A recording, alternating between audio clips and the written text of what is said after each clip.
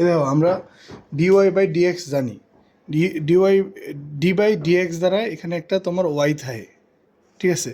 এই ওয়াইডারে আমরা ডিফারেন্সিয়েট করি d/dx এর দ্বারা, মানে এটা দিয়ে এটারে আমরা ডিফারেন্সিয়েট করি, dy/dx দ্বারা ওয়াইডে ডিফারেন্সিয়েট করি, ঠিক আছে না।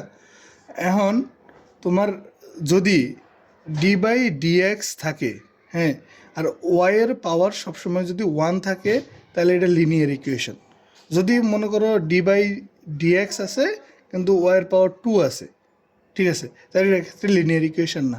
যেমন তোমার স্যারে যেটি করাইছে আমগো, এর মধ্যে যে আমরা উদাহরণ দিই, দেখো d² y আছে, এটা হলো dx হোল কিউব, আর এটা হলো -13 dy/dx -12y = 0। এটা হলো আমাদের ফার্স্ট ম্যাথ, ঠিক আছে।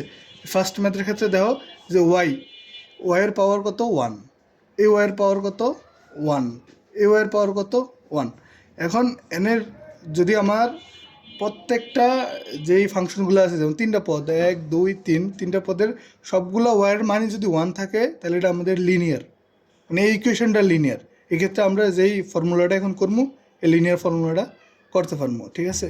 বুঝছো নি লিনিয়ার ইকুয়েশন কোনটা রেখে এটার।